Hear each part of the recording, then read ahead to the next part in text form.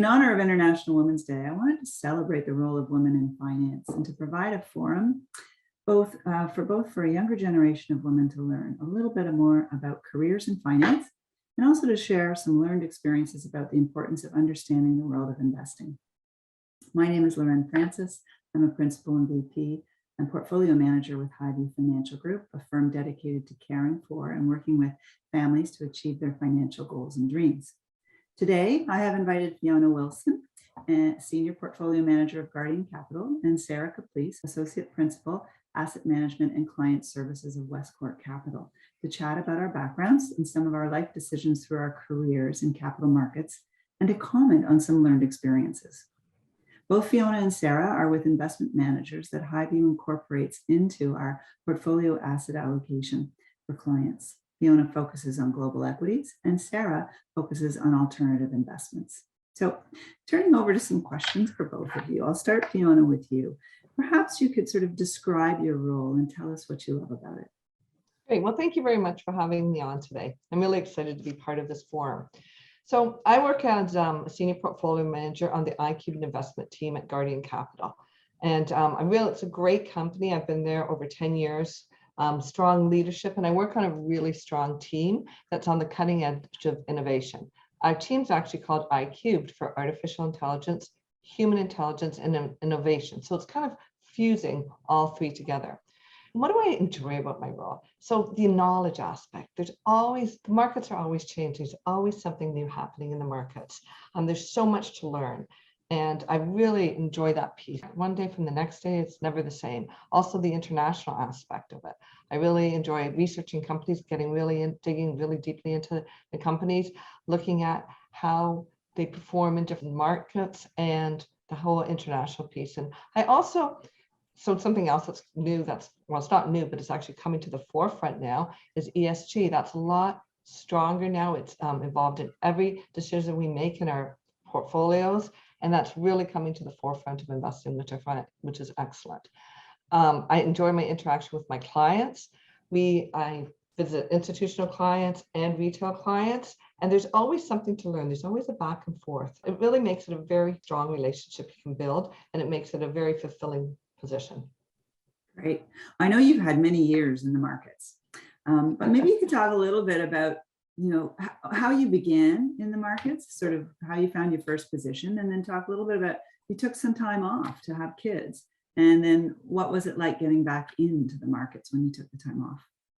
Okay, great. So first I'll speak about how I got in the markets. And I think this is interesting because I actually originally did a BA in psychology. So my focus was nothing to do with finance at the beginning.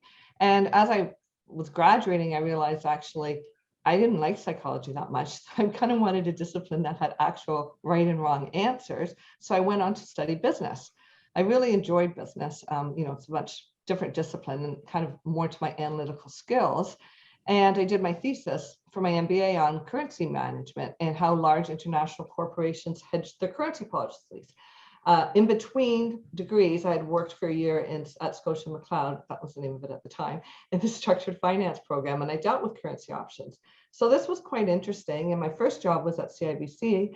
They were looking to hire an assistant currency option trader. And because I had that in my background from my resume, that's how I got hired there. I worked actually in Tokyo, Singapore, and London for CIBC in Tokyo, and then in Tokyo, Singapore, and London for Societe Generale, the French bank. And that was very interesting too, because they were number one in derivatives at the time. So huge knowledge there. I learned so much. I traveled actually quite a bit in the Asian region. And at one point I gave actually a presentation in Pakistan. This was quite a long time ago, to the Ministry of Finance. So that was very interesting times and very exciting. I can answer now the kind of the life balance, because that's always been a challenge for me because I'm type A and I really enjoy my job. So I have 2 children. So raising children and working full time was always a balance because I kind of give everything to my career. So at one point I did take some time off because I felt that my family life was kind of suffering a bit. And at the time, and all my peers were kind of saying, oh, I don't think you should take time off. You never get back in the market. And I thought, oh, I think I'll be able to. So what I kind of want to give advice to anyone is you have to make your career around what works for you. And I did take a couple of years off, I kept my knowledge base up, and that's very important. And I went back into the exact job that I wanted to go back into. So I think kind of the lessons from that are that whatever your background is, if you enjoy finance, if you enjoy the markets, you can always move forward in that direction. And B, know yourself. And if you need to make yourself more flexible and take a bit of time off in between, then it's totally doable. You have to understand what you can do, and what you can do, you can move forward with. That's great. Well, that's wonderful advice. And, I think it's pretty interesting that all three of us here come from backgrounds initially that are non-business related. I mean, I did a geography degree, and I think, Sarah, you did a degree in history, if I'm not mistaken. Yeah, kind of. I did a degree in art history and government, which is a Right. very interesting combination and not at all related to finance. Well, maybe I can just jump over to Sarah on this. Sarah, maybe you Yeah. can talk about how you finished your undergrad degree in something completely different, and then how you found your way into a career in the finance world. Yeah, certainly. So I've been at Westcourt Capital for almost 5.5 years, just as some background. And we're a registered portfolio manager, and we research and due diligence, primarily alternative investments, to construct what we believe are well-diversified portfolios that hopefully perform well in all market environments. So I've been at Westcourt for 5 years, like I said. Previously, I was in school where I was on a sports team as well. So studying some very interesting topics, rowing, that was my sport. And throughout my time in university, I did 2 internships. One was on a trading floor, and the other one was at a family office. So completely unrelated to what I was studying, but I really enjoyed the financial industry. I liked also learning about investing for my own purposes. I was really, getting to play around with like my own money. As you're working, you're young, you're making money. And I was like, what do I do with this? So it all kind of went hand in hand together. So as I was leaving to graduate, through my own networking, I found Westcourt, and landed a job there, and have been there ever since. That's great. Well, I'm going to just flip back to Fiona for one more thing. I know one of the interesting areas that you've certainly been working in terms of investment has included the idea of artificial intelligence and how that is now evolved into the research that you do. Maybe you could just touch on that for a bit. Sure. It's very interesting because artificial intelligence is now everywhere. It's everywhere you look. If you look at Netflix, I mean, everyone watches Netflix at night, right? So you watch a show and then you see a list of the next shows that are going to work for you because it kind of matches what you've been watching before. The same thing with Siri. You say something, the next thing you know on your phone, you've got a bunch of ads. So artificial intelligence is everywhere, and it's here to stay. We've actually been using it in our portfolio construction process for quite a few years now. So we're kind of on the forefront of using it for portfolio construction. And what we use is, like, one of the main things for when you're looking for companies is you want to look for, well, one of the things is you want to look obviously for their earnings going forward. And one of our larger mandates is a dividend mandate. So dividend growth, and then obviously dividend cuts. So we use it to forecast earnings moving forward 1 year and probability of earnings cut within a company. And the same thing with dividend growth and dividend cuts. And it's worked extremely well. And we've seen, lots of different scenarios with earnings moving around a lot lately, with companies cutting their dividends a few years ago. So it's been an excellent tool. And we're always expanding because we actually have a team of engineers and data sciences as part of our portfolio management team. So we're constantly, as I mentioned, that's why I Cubed Investments, we're constantly on the forefront of innovation. That's terrific. And Sarah, maybe you could talk a little bit about the meaning of alternative investments. What are alternative investments, and why are they important in having them in your portfolio?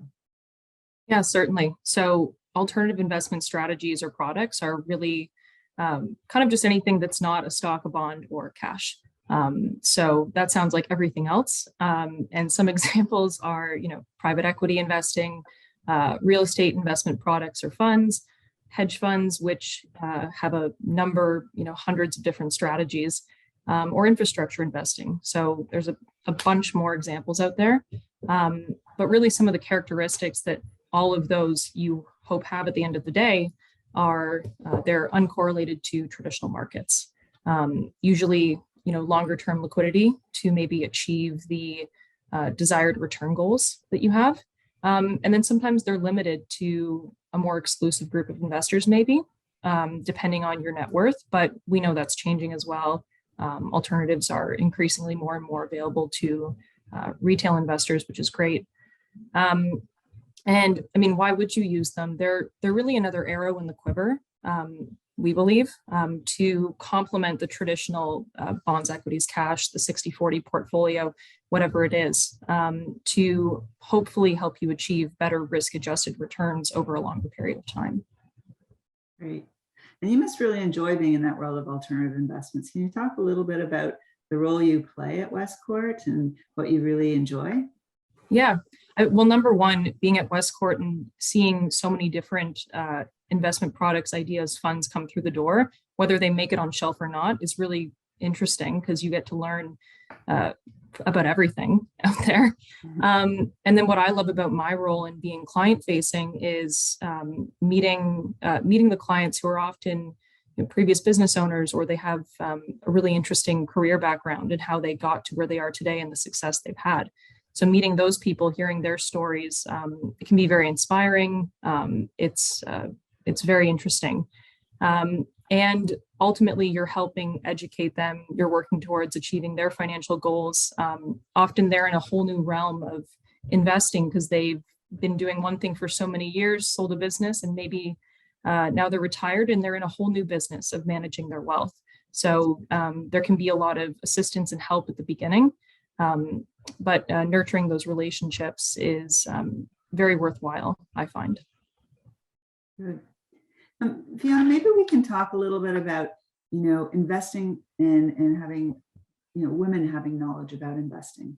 And I know there's been obviously a lot of media and a lot of articles focused on women in the investment world. And just maybe talk about why you think it's so important that women do understand the world of investing and what they can gain from learning. That's a great question. And the more you understand about your own financial affairs, the better long-term plan you have. So markets move around. You can see volatility in the markets, lots of daily fluctuations.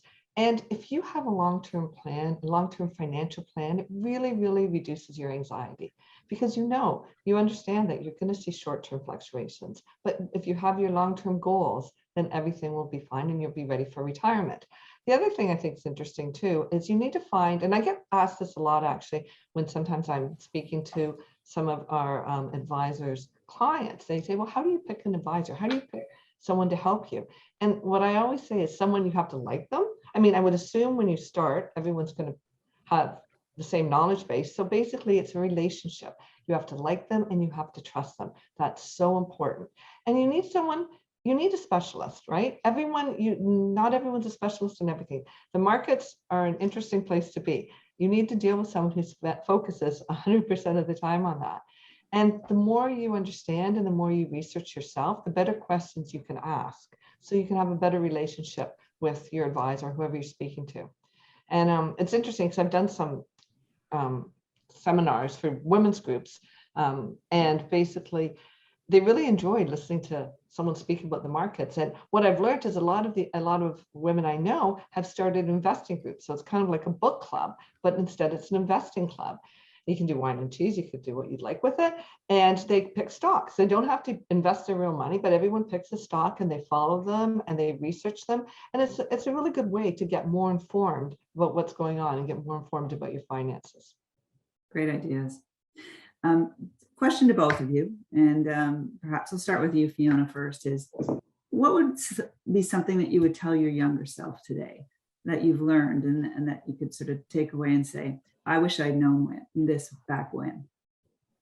Well, the first thing I think is you can do anything you set your mind to. And I think that's really, really important because a lot of times you think, okay, this might be the goal I want, and then you get pushback from peers. For example, when I took time off work, a lot of pushback from my peers, but I knew that I could get back into the market. Continue education too. Always continue your education. I did my CFA when I was working full time and I had 2 little kids at home. So always broadening your knowledge base. Read. There's so much information out there. nowadays. There's so many different things happening. The world is changing at a very quick pace. So always continue to read and have confidence. And this confidence comes from expanding your knowledge base. So be confident and believe you can do anything you want to set your mind to. Right. And Sarah, you're 5 years into your career. Maybe what would you say to yourself back in university, sort of looking 5 years out, in terms of being able to tell somebody, what's important that you've learned?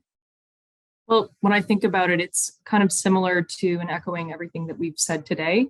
Again, we don't come from traditional financial commerce educational backgrounds. But if you have that interest in a certain area, regardless of finance, science, whatever, jump in, take that path, explore it, because you never know where it'll lead you.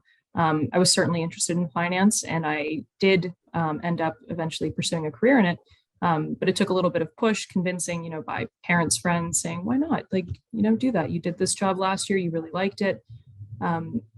This could work for you. So just jump in 2 feet no matter what, and don't be intimidated by something, even if you don't know too much about it, because you can always learn more. Great. Well, maybe you have some questions for me. Well, I have a question for you. So Okay. as a fiduciary and stewardship counselor, Lauren, how do you and Highview engage with your clients? So, every client is unique, and it's really important that we truly understand the financial situation of each client, what they wish to accomplish in terms of their goals and attaining those goals through time. So I would say that the attributes that are most important: caring, listening, understanding, communicating, all essential. And also the experience of the team. Our team at Highview has tremendous amount of experience in many, many aspects that have to do with wealth management. But all those aspects come together, the team comes together to provide wealth planning, financial and tax planning, estate planning matters, philanthropy, incorporating education into the children of the families that we work with. So there are lots of aspects to it, but it's really, the work that we do with clients takes time, and relationships, as you said earlier, are really based on trust and fit, and they develop over time. And so it's taking that time and listening and really working closely with the clients. I would also say, most importantly, is the collaborative approach that we take. We really like to work with our clients' other advisors. And so it's important that, if they have an accountant and they have a lawyer and they may have an actuary or something similar, that we work with all those advisors to ensure that the approach we take is really an integrated stewardship approach to their wealth and to their family.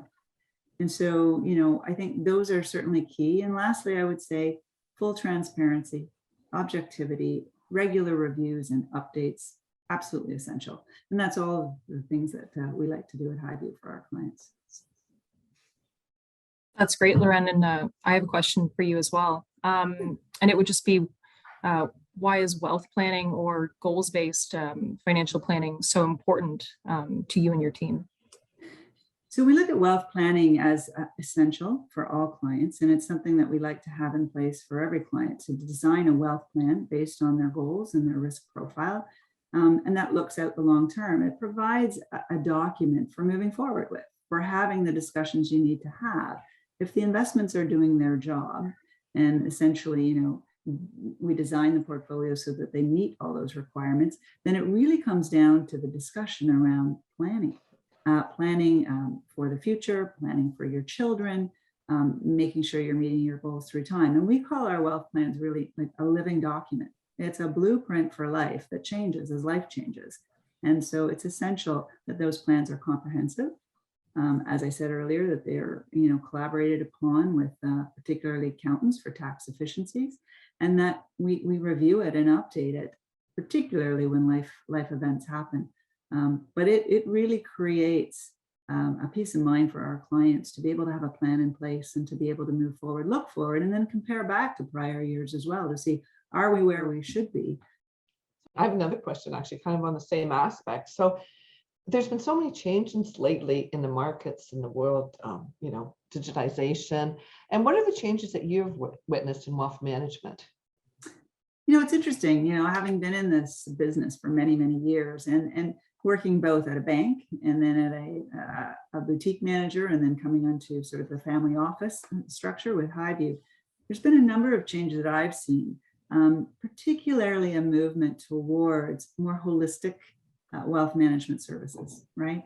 Particularly for the high net worth, but in terms of focusing on the wealth planning, tax planning, estate planning, as well as making sure that portfolios are allocated properly. So, I would say that that's been a big change over the years. Instead of we sort of gone from just filling a client's portfolio with a number of products to actually strategically thinking about how you build that portfolio through proper portfolio allocation can make a big difference to the long-term results of that portfolio and the wealth plan.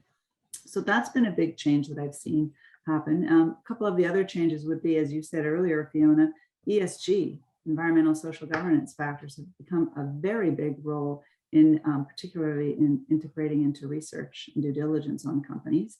And that's only going to become a greater role, as I'm sure we're going to continue to face disclosure requirements and regulations that are going to come down as the world moves towards, in particular, net zero objectives. So we have that. I would also say impact investing is something that is not new for some, but new for many. And, impact investing is about investing with purpose to make a positive change while also, though, maintaining a financial return. And so that is something that's continuing to grow and gain interest. It's really about aligning your values with your investments. So that's been a change. And lastly, I would say philanthropy. Philanthropy is growing, and we see this with a lot of families that we talk about. Should a donor advised fund be of interest, or a private family foundation, depending on the size of the family, but even just strategic giving from a for philanthropy makes a lot of sense too, so that you feel that you can really make a difference. So I think that sort of wraps up our discussion of today, and it's been wonderful having you both here to talk about, your careers and sort of the journey that you've taken to where you are, and then of course the importance of wealth management and understanding what goes into a portfolio. So I thank you both for your time today, and it's been terrific. And on that note, happy International Women's Day to everybody out there who had an opportunity to listen to us today. Thank you. Thank you very much, Loren. Thanks for having us on. Thank you, Loren, and happy International Women's Day. It's been an honor and a pleasure.